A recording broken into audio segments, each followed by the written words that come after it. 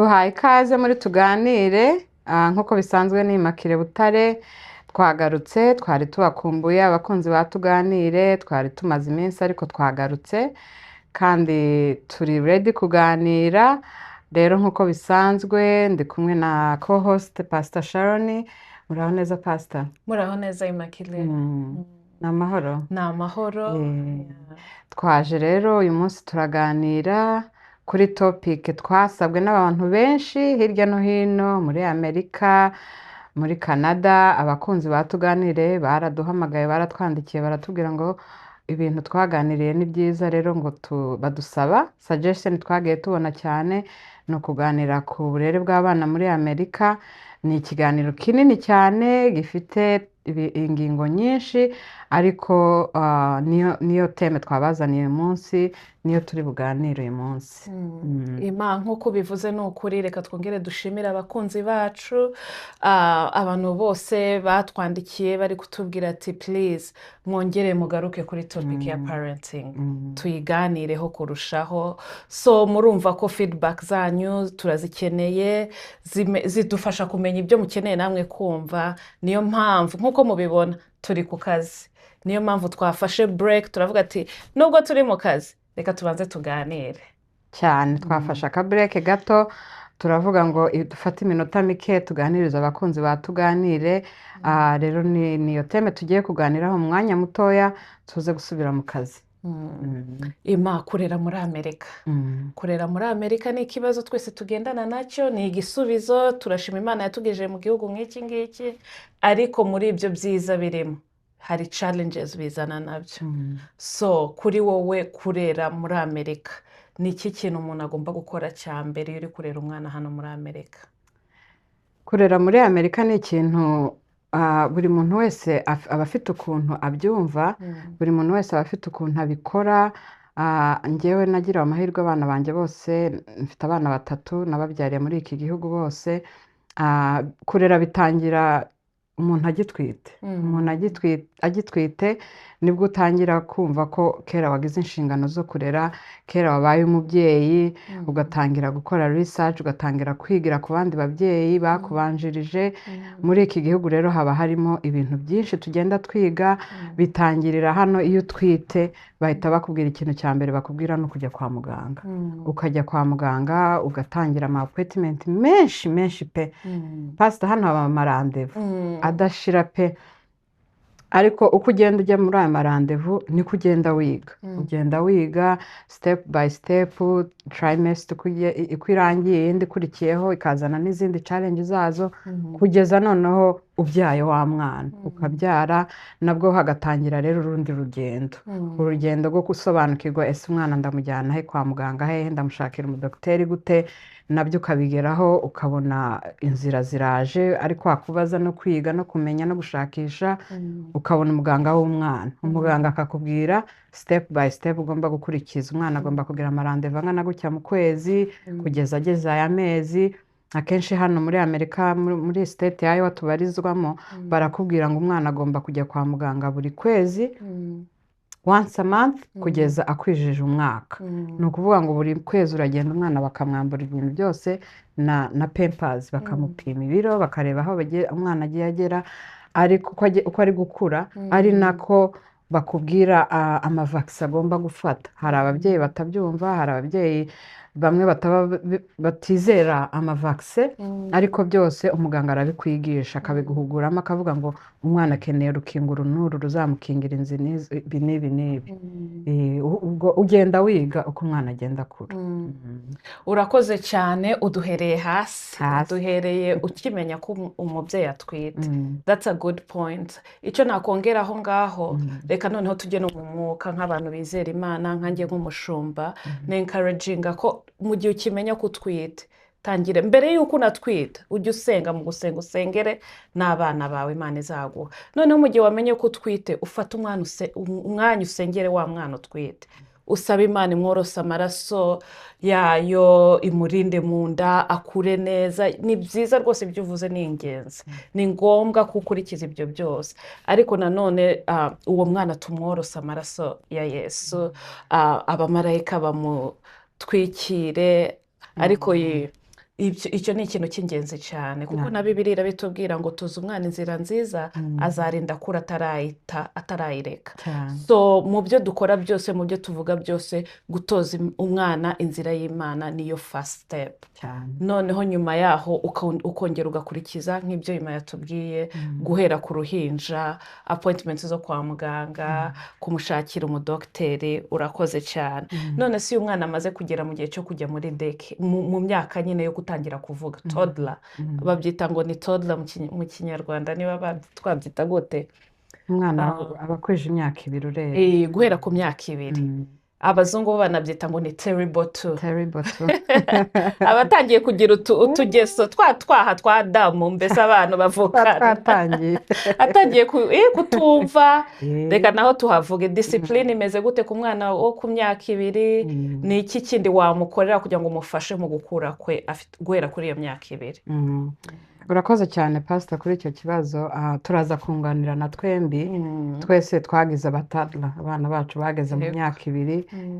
Wowe ufite umwana uri kurangiza high school, njyewe wanjye mukuru afite imyaka 11. Urumva nabo baciye muri iyo terrible tubayiciyemo. Umwana w'imyaka 2 aba afite challenges, haba harimo training atari train, haba harimo kumwigisha kuba independent, kwigaburira, haba harimo kumwigisha kuvuga.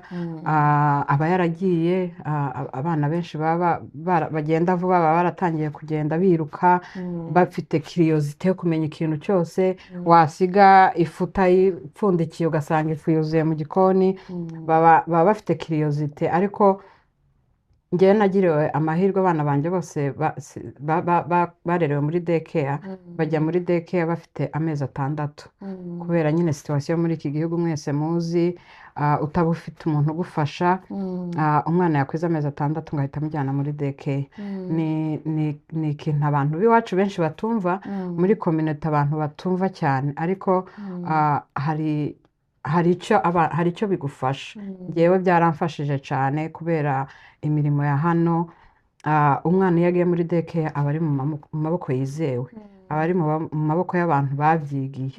Abantu bakora muri daycare akenshi baba bafite za licenses zibibemerera, benshi baba barize early childhood, baba bafite licenses zibibemerera. Rero baba bafite n'amatraining menshi babigisha y'ukuntu barera wa mutadla. Nanjye nagira amahirwe yo kuyikoramo, nkora ayo matraining. Bakwigisha kumusapotinga. Umwana niba ari kumena ifu, ntumukubite, umukubite urushe umubwire ngo ibi ni bibi, muganirize. Burya tuba tubona batumva, ariko aba ari kumva. Muganirize, umubwire ati next time nuko bigenda. Umwana namena ikintu ntumukubite, ntihutire kumukubita no kumubwira amagambo mabi, nubwo bitunanira nk'ababyeyi, ariko ni hahandi abageze niho umukosora, ukamwigisha kudakora ya makosa. Noneho akagera igihe cyo kumwigisha kujya gukoresha toilette. Ni akazi kaba katoroshe, potty training. Ni akazi kaba katoroshe. Akagera n'igihe utangira kumwigisha kwigaburira. Muri daycare yabo babigisha umwana w'amezi 9, bakubwira ko no muri aya matraining yose tujyamo, bakubwira ko umwana w'amezi 6 aba ategerezwa kwicara kuri high chair, ya ntebe bigaburira, ukamushiriraho ibiryo akigaburira. Umwana atarya, areka kurya ubwa mbere, ubwa kabiri, ubwa gatatu ararya. Ariko twebwe ukomeza kugaburira umwana n'imyaka uramwicarira w'imyaka 5 kuramutanika umutsima. Ariko hari skills bigira mu madaycare, hari skills twebwe ababyeyi cyane tutaba dufite. Ariko ntabwo ndi kuvuga ngo mubajyane muri daycare, ariko ndi kuvuga ko hari resources ziri hanze. Nk'umumama cyane ufite akazi katamwemerera kuba mu rugo, ntufite uko uri burera umwana wawe ngo umwigishe izo steps zose, hari amahirwe ya daycare umujyanamo, noneho bakagukorera ibyo ngibyo. Cagihe uri ku kazi utaha watinze warushe, uri buryame gusa ukamwuhagira ukaryama, muri daycare avayo yize za skills wari gufatira umwanya ukazimwigisha. Hariho n'ama in-home daycare, ariko cyane tukareba za zindi zifite abantu bari qualified. Ese ninjyana umwana wanjye ahantu azahigira iki? Ese ninjyana uyu mwana wanjye hari icyo azahakura? Apana kujyana umwana ahantu ngo bamunsigaranire gusa. cyane cyane muri iki gihugu ugomba kuba nk'umubyeyi ugomba kuba ufite goal yo kuvuga ngo aha ndi kujyana umwana wanjye niko azahigira uyu muntu uri kunsigaranira umwana azamwigisha iki ese hari icyo azamufasha mu mikurire yiwe cyangwa noneho azamusubiza inyuma kurushaho. urakoze cyane uvuze points nziza cyane pe ahubwo uri kuvuga izo points nibutse ikintu wenda twasimbutse gatoya ku mwana ukiri uruhinja w'umubebe hari ikintu cyitwa SIDS cyangwa suddenly infant death syndrome tumaze kubona cyane aho umwana yitaba Imana asinziriye mu kaberso kiwe cyangwa se twajya no kwa muganga tukabona bari kwanga ko tworosa abana. Icyo kintu wakivuga gute kuko mu muco wacu tumenyereye umwana kumuzanaho ibirangiti tukazana ibigoma tukazana ibiki byose safety reka tuvuge kuri safety y'umwana y'uruhinja noneho twongere tugaruke. Urakoze cyane kuri icyo kibazo rwose urakoze kukagarura ni akantu kari k'ingenzi cyane cyane muri community zacu tudaha agaciro. Ubundi muri ayo matraining bagenda bakoresha abantu bakora mu madaycare barakubwira ngo birabujijwe gushira ikiringiti muri berso. Ikiringiti niyo kaba ari akantu kari light koroshe birabujijwe ku buryo n'umuntu wa DHS yinjiye mu wawe agasanga muri berso y'umwana hari ikiringiti ahita agira suspicious akavuga ngo uyu mubyeyi azi ibyo ari gukora. Bakaba bagufata bakakubwira ati reka tukujyane muri training noneho bakongera ikindi cya kabiri batubwira ibyo biringiti nibyo bikoze iyo uvuze urwo umwana arabikurura ari cyangwa yahindukira kwa kundi nyine bakari kuguma kamovinga akana gato ikiringiti kigashobora kuba cyamupfuka umwuka ugasanga umwana yahwere kandi bitwara umwanya muto cyane umwanya muto kuvuga ngo usohoke gatoya ugaruke usanga umwana yipfukiranye kera yarangije. Rero baratubwira ngo barabitubuza gushira ikiringiti muri berso cyane cyane twebwe turanabararana abanyafurika turabararana ugasanga uri gushira umwana mu buriri bwawe burimo ikirengeti carene urakiza ni kimeze gute ikirengeti carene ni ikirengeti iwacu muri Kongo umukobwa wese yajyaga gutaha bakamugura ikirengeti carene ni special ni nka kuvureri muri make ariko ugasanga nzanye umwana w'uruhinja mu buriri burimo ibirengeti burimo imisego turi kumushira muri danje kandi umubyeyi ubyaye sinzi nimba namwe bijya bibaho tugira ibitotsi bene bya bindi bikomeye. Rero ako kantu k'ikirengeti ni ukukirinda tugakora uko bishoboye. Ikindi cya kabiri batubwira ni ukuryamisha umwana agaramye. Umwana w'uruhinja wese from 0 kugeza ku mwaka aba agomba kuryama agaramye kuko burya hari ibintu byinshi bishobora iyo yubitse inda hari ukuntu ashobora kwifunga umwuka wenyine cyangwa mu rubavu hari ukuntu ashobora guhindukira ariko umwana iyo aryamiye umugongo agaramye aba ari safe. Kuri ako kantu ko kugarama nakongeraho niba aryamishije inda nicyagiye muri nap time muri iruhande atari ninjoro kuko hari ubwo abana bagira n'ikibazo cyo mu nda kuko kuryama aryamishije inda koko bikamufasha ariko ugomba kuba muri iruhande igihe cyose aryamye ku buryo ubona ukuntu bimeze ariko mu ijoro ntago byemewe ntago ari byiza kubikora ntabwo ari byiza tubyirinde kandi no kuramira abana bacu rwose impinja zacu. Tukiri no kuri iyo myaka 2 noneho tugaruka aho twari tugeze wari umaze kutubwira terrible 2 kuri iyo myaka 2 naho hari safety kuko abana b'imyaka 2 niba abana wera ku myaka 2 baba batangiye kugenda bashaka ku exploring ibintu byose gufata niko agenda agafata kuri prize y'umuriro sockets niko agenda ashaka gufata mbese ibi nibyo byose tumaze kumva story nyinshi z'umwana ukurura amazi ashushe akamutwika kuri iyo myaka. Safety yo abantu bagomba kuyifatamo gute muri iki gihugu kuko hari ukuntu ushobora kwisanga wishize muri danger ukishira mu bibazo bya DHS na leta ya Amerika kubera kurangara ku mwana ungana gore. Safety y'abana isaba ibintu byinshi. Icyambere ubanza ukareba inzu yawe sinzu yanjye iri safe ku mwana w'uruhinja cyane cyane umwana ukwije imyaka 2.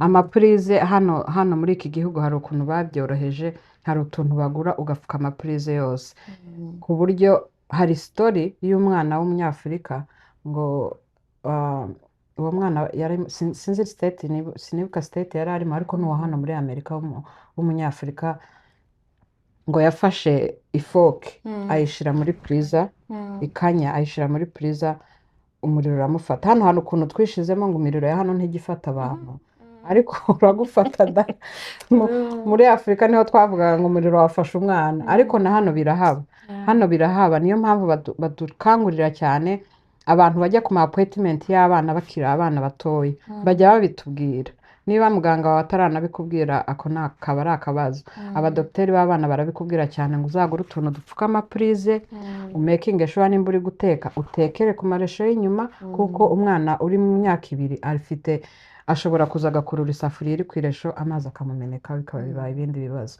kandi za aksida z'abana nizo zidukururira amakese muri DHS ugasanga umwana yimenyeho amazi abazungu bano bantu bo muri iki gihugu ntibumve ko ari aksida bagahita bagucaginga kuneglectinga umwana bagahita bakubwira ati wagize uburangare ntabwo uzi kurera wari wabaye busy umwana ageraho yitwika gute umubyeyi uri aho ngaho ugasanga ugize kese muri DHS kandi iyo wagize kese bakugendaho hari n'abarangira babatsa abana babo kubera ako kantu gusa kandi ntiwabikoze ngo nuko wanga umwana wawe ariko ni twa tuntu dutoya tudapenga attention ngo tutwiteho abantu bavuye mu bihugu by'iwacu ngo tutwitondere urakoze cyane kuri iyo safety issue nanone hari ikintu wenda abantu b'iwacu dukunda kugira amakominite yacu yo kuvuga ati umwana arasinziriye reka nyarukire ku isoko cyangwa reka mbasige mu cyumba mbafungirane vuba vuba ndagaruka ngiye kuri Walmart agahita anyaruka cyangwa niba atamusize mu nzu amusize mu modoka agiye mu isoko ni ikibazo icyo kintu tugomba kukirinda kuko cyatubyarira ibintu bikomeye udashobora kwirengera kubera ko wenda tuvuge nko muri state ya Iowa bavuga ko amastate yose twebwe turi muri Amerika nibyo tuvugaho cyane nibyo tuzi bavuga ko umwana nta myaka bagira y'umwana agomba gusigarira mu rugo ariko baratubwira ngo umwana uri capable yo kumenya danger akamenya ko nimba habaye fire nakwiruka hanze cyangwa nahamagara mama cyane cyane uwo mwana aba afite imyaka 11 kuzamura cyangwa 12 kuzamura ikindi biterwa n'ukuntu wamureze hari abamama batraining abana babo umwana akageza imyaka 9 ari responsible ku bintu byose ariko gusiga umwana uri mu myaka munsi y'imyaka 8 kumanura ukamusiga mu nzu ukajya mu isoko hari ibintu byinshi byaba buriya mu minota mikeya wasimbuke hariya ushobora kugera mu muhanda ukagira impanuka kurya wageze impanuka uhuye na polisi igihe bakorera bya bintu byose amasaha niko wowe wasimbutse uvuga ngo ndamara iminota 15 wowe matiri hafi yanjye ariko umaze amasaha kuko wageze impanuka umwana amaze ya masaha nimba wasize aryamye yakangutse ese yakangutse asanga nde mu nzu wenda ararize hari abana bagira curiosity ahita abyuka agakingura umuryango agasohoka kwa kundi asohotse se ahuye nande wenda asohotse wari wasize umuryamishije yambaye diaper gusa asohotse yambaye diaper gusa wenda yabyutse yakoze pupu asohotse yambaye ya diaper kurya asohotse ahuye n'umuzungu umuzungu arakora iki arahita ahamagara polisi zitwara umwana cyagihe ugarukira usange polisi imodoka hano bazabama bahurura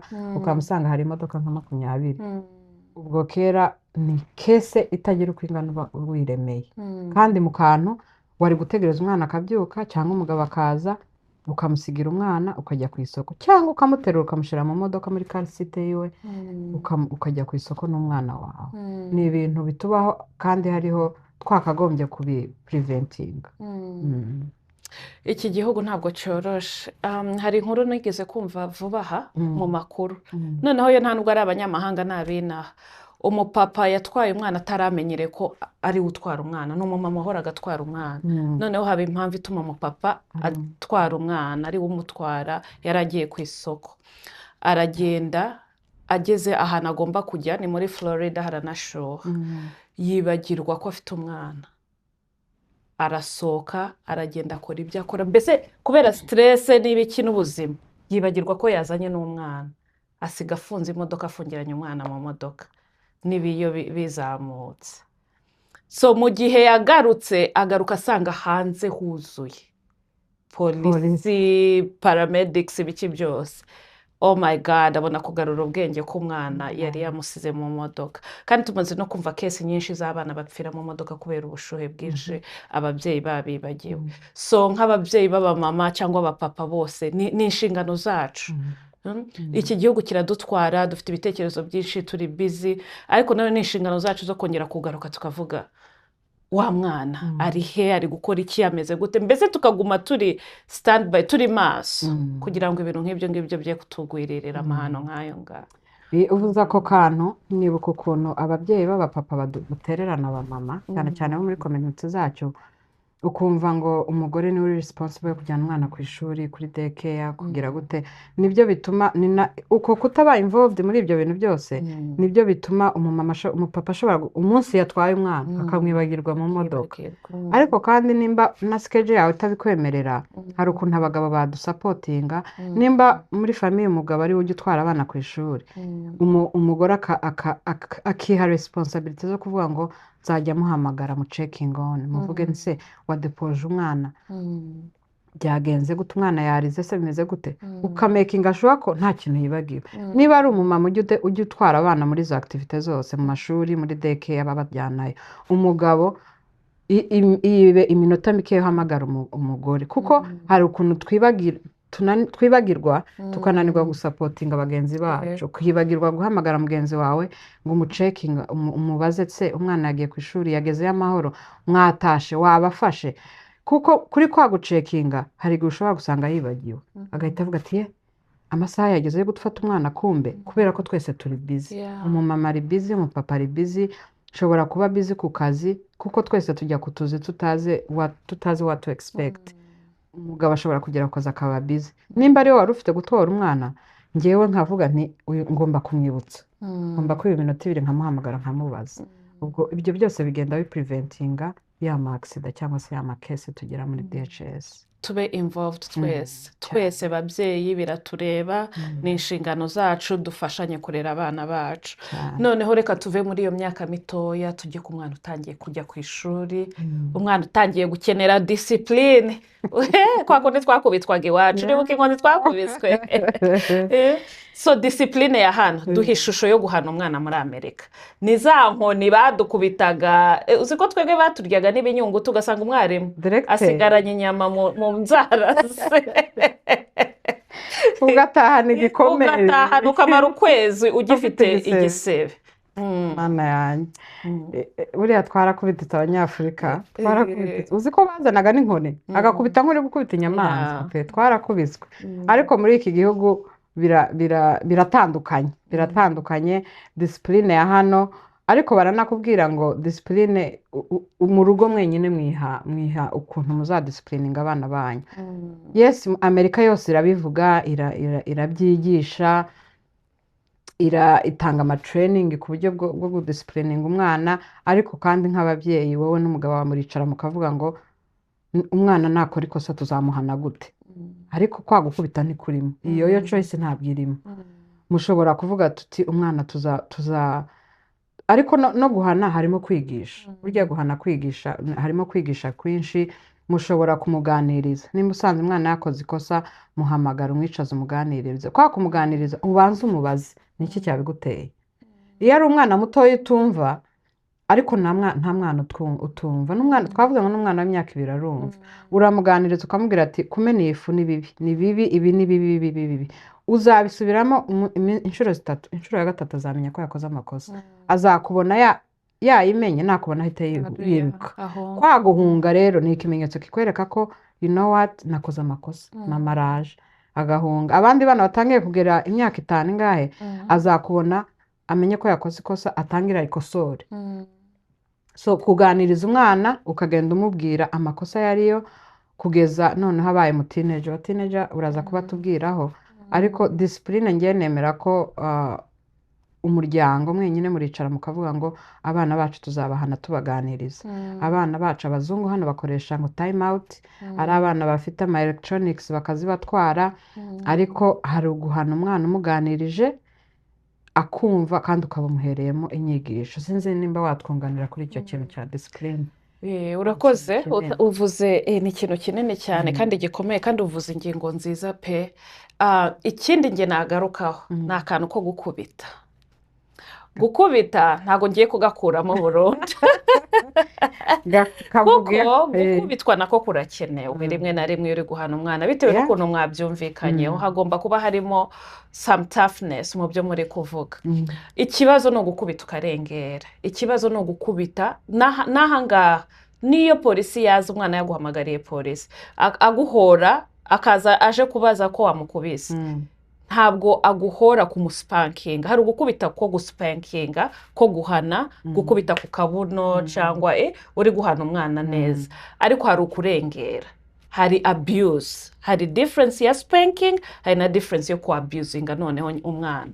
Noneho aho ngaho hahandi kandi ikibazo nuko noneho mu mico yacu dukurikije aho twakuriye, ntabwo twebwe twarakubitwaga bakarengera. Ntabwo badukubitaga byo kuduhana buhoro. Twumvishe ikosa bazanaga urusinga, umukandara, imyuko, urukweto, mbese agakubita nk'uri gukubita inzoka. Aho ngaho uba warengeje uburakari, ukirakaye. So ikintu cyose wakubita umwana ugasiga inkovu, ujye umenya ko aho ngaho warengeje. Aho ntabwo ukiri kumuhana, aho uri kumwabuzinga. Ariko wamukubise akanyafu gatoya nta nkovu isize, ariko uri kumwereka ati aya ni amakosa wakoze, aho ni sawa rwose, niyo nta n'itegeko ribihana hano. Ariko hahandi usiga umwana afite igisebe, wa mubyeyi we, umwana afite uburenganzira bwo kuguhamagarira polisi, umuturanyi, umwarimu najya ku ishuri bakabona iyo nkovu bakamubaza ati byagenze gute, umwarimu afite uburenganzira kuko akwiriye kuvuga ikintu, ni reporter, mandatory reporter. So afite uburenganzira ako kanya, biramusabwa ko ahamagara DHS akavuga ati uyu mwana bari kumwabuzinga, bari kumuhohotera iwabo. So ibintu byo gukubita, niba udashoboye kwikontorora, reka gukubitana umujinya, reka guhanana umujinya. Niba udashoboye kwikontorora, bireke burundu byose, umuganirize. Ibyo ntitubishobora rwose, tuzarera abana kandi ntituzagwa mu makosa yo muri iki gihugu ngo baduhamagare polisi usange batwaye abana, ibintu nk'ibyo. Nibyo rwose.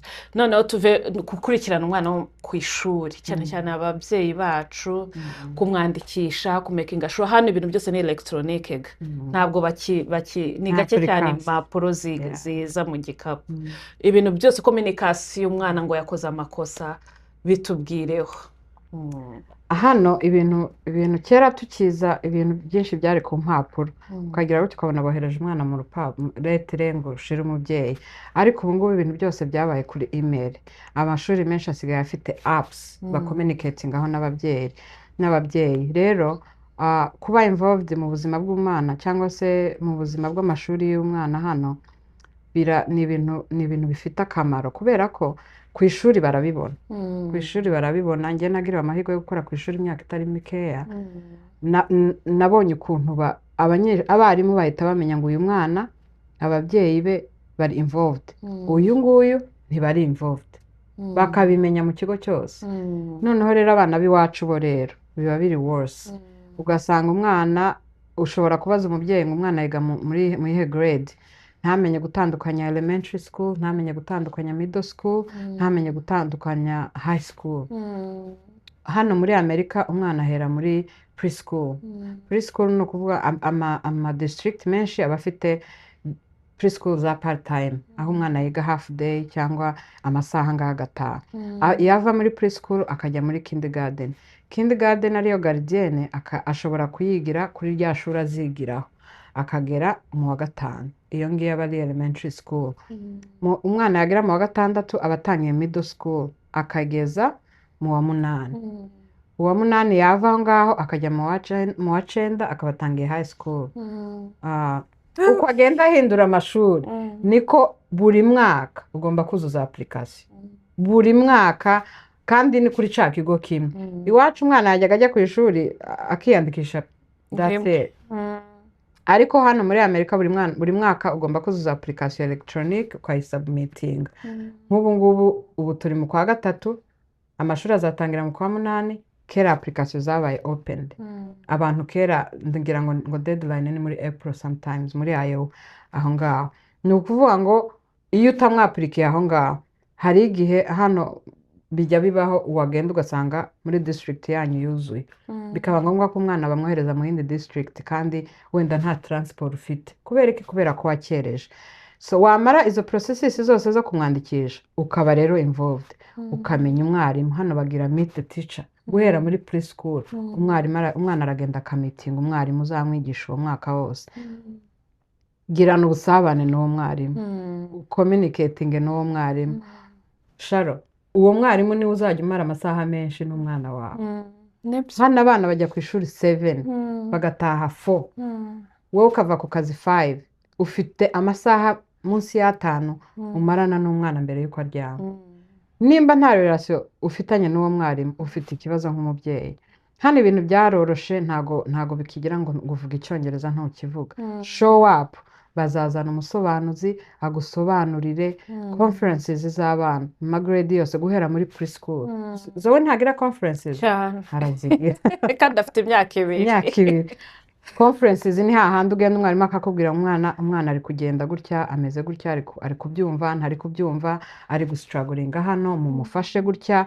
Nimba akeneye special extra help, umwarimu arakuguidinga akakubwira ati umwana wawe ari gustrugglinga mu mibare, none reka tumushakire extra help, we azajya asigara ku ishuri umwarimu amufasha. Ibyo ntabwo uzabimenya utajyayo.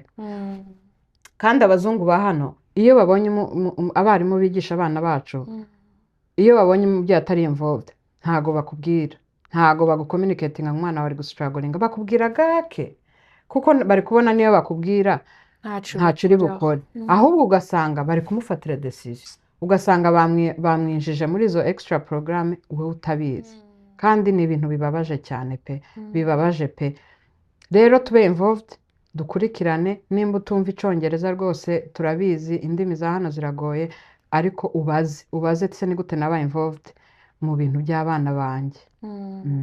Hari n'ukuntu amashuri menshi agira app ku buryo bashobora umwarimu akakwandikira mu cyongereza wowe ukabibona mu rurimi uvuga, noneho bigafasha na wa wundi utari kumva ururimi. Ikindi uvuze kuri ako kantu ko kuba involved ni na communication zose. Uzi ko ujya usanga bagize cyane abana bakiri batoye pijama day, ugasanga uwawe nawe wagiye yambaye ikoti n'ipantaro, abandi biyambariye amapinja. Murumva ako gahinda uba uhaye umwana wawe ahita yumva ko atari nk'abandi. Cyangwa snack, hari nubwo bajya bagira ngo snack de ngo bazana ama snack, abandi bose bakaza bafasha ama snack, kandi suko tubuza amafaranga cyangwa ibintu. Dufite bamwe bafite n'ama food stamp n'ibiki byose, ugasanga waje nta kintu afite cyo kurya muri break, abandi bose baragifite, ari guhabwa n'abarimu. Ubwo ako kanya urumva ukuntu ubu utumye umwana akura yumva ameze nkaho ari umukene, nkaho iwabo batishoboye, kandi byose atari ibintu bihambaye.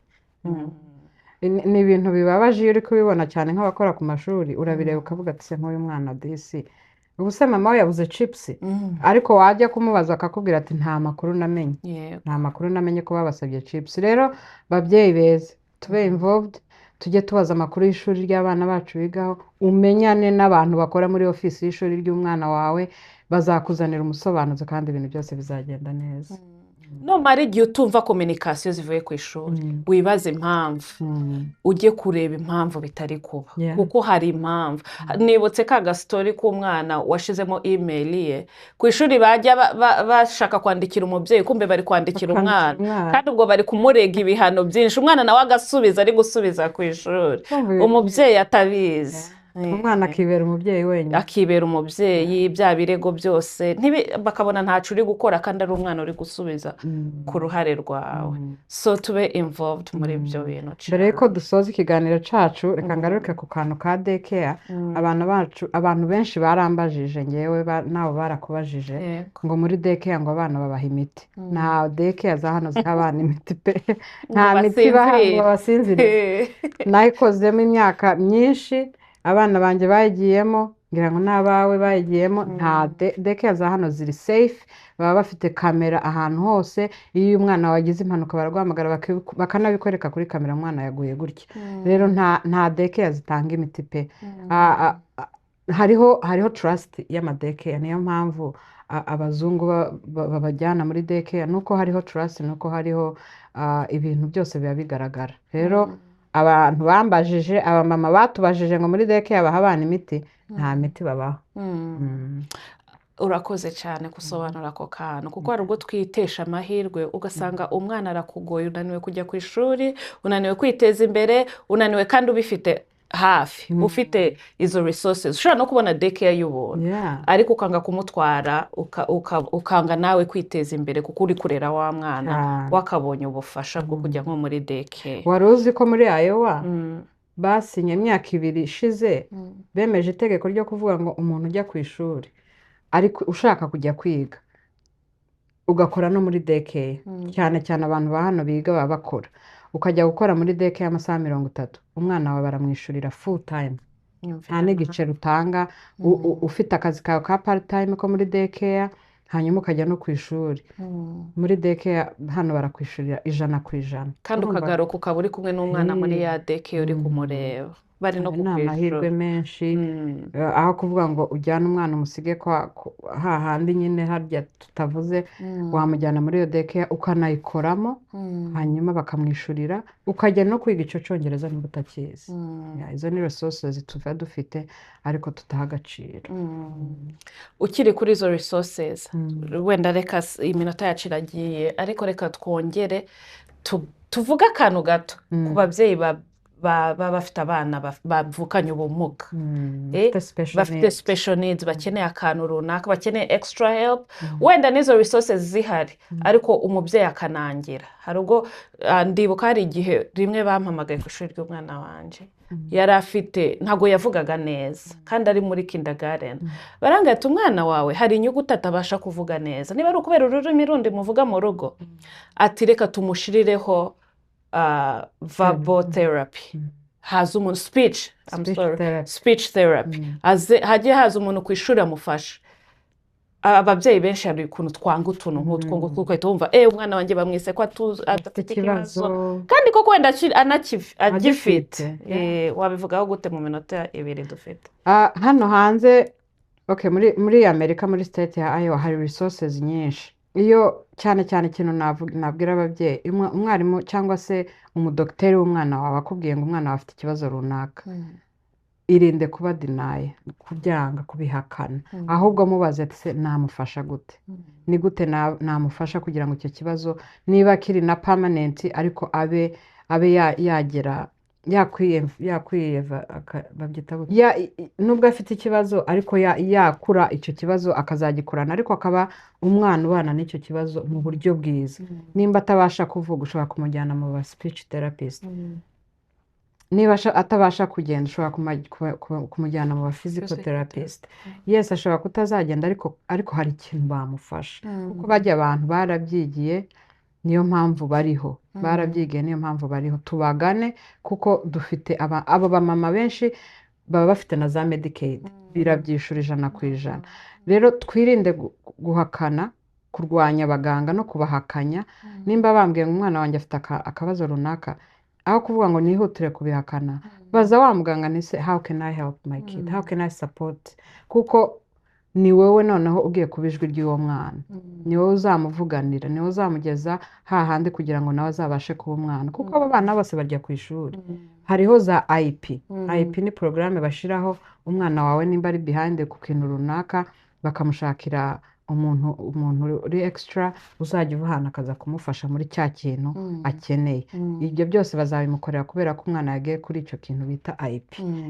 Rero nk'ababyeyi turi ijwi ry'abana bacu, tubavuganire, aho kuvuga ngo denying icyo dogiteri cyangwa umwarimu akubwiye, umuvuganire, ahubwo ushira imbaraga cyane cyane kumusapotinga. Murakoze cyane, mwabyiyumviye mwese. dusengera abana bacu tubatoza inzira nziza, inzira ya Bibiliya, imico yacu myiza, ariko nanone turi mu gihugu gifite ubundi bushobozi, gifite ibindi byinshi byafasha abana bacu kugira ngo bakurire muri standard y'abana ba hano muri Amerika nabo barimo. Rero murakoze. Wakoze cyane nawe kuduha ibitekerezo byiza na experience yawe. Rero mukande subscribe, musangize kino kiganiro abandi bamama bose bacyumve, kandi niba hari ibindi bitekerezo mufite mushaka kutugezaho mutwandikire nkuko mwabikoze. Turabashimiye. Murakoze cyane. Bye.